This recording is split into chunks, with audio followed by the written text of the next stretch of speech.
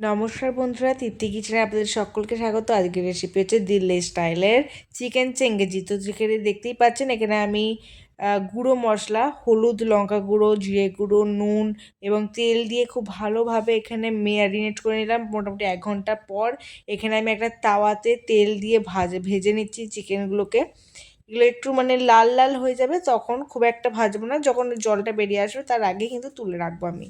যখন এই দেখুন এইভাবে আমি ভেজে নিচ্ছি সবগুলো, এবং এখানে আমি সার্ভিং বলে রেখে দিয়েছি। এবং সেই একই কড়াতে আমি নিয়ে নিয়েছি সর্ষের তেল, এবং তাতে আমি পরিমাণ মতো পেঁয়াজ, এখানে আমি একটা নয় দুটো গোটা বড় বড় পেঁয়াজ ব্যবহার করেছি, এবং তারপর দিয়ে দিয়েছি দুটো কাঁচা লঙ্কা ছিঁড়ে দিয়েছি, এবং তারপর এখানে ব্যবহার করেছি একটা টমেটো, এবং টমেটোর পর আমি এখানে পরিমাণ মতো নুন দিয়েছি, এবং গোটা আদা, গোটা রসুনও এখানে অ্যাড করে দিয়েছি, এবং এটা আমি মিক্সিতে ব্লেন্ড করে নেব।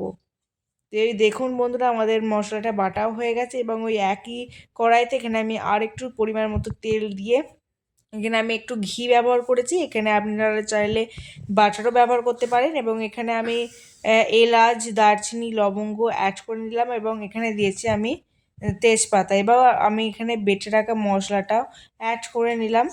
তো দেখতেই পাচ্ছেন, এরপর আমি কাশ্মীরি লঙ্কার গুঁড়ো এবং হলুদ গুঁড়ো দিয়ে মিক্স করে নিচ্ছি, এবং মশলাটা যখন তেল ছেড়ে দেবে তখন আমি এখানে কুচি কুচি আদা ও ধনে পাতাটা অ্যাড করে দিয়েছি, এবং তারপর এখানে আমি চিকেনটাকে দিয়ে খুব ভালো করে মিক্স করে নিয়েছি, এবং এরপর আমি পরিমাণ মতো জল দিয়ে দিয়েছি। যে যেমন গ্রেভি রাখবেন তেমন করতে পারে, এবং ফুটে গেলেই আমাদের রেডি হয়ে গেল চিকেন চাঙ্গেসি দিল্লি স্টাইলে। তো দেখতেই পাচ্ছেন এখানে তো দারুণ লাগছে বন্ধুরা। অবশ্যই ভালো লাগলে লাইক কমেন্ট করবেন।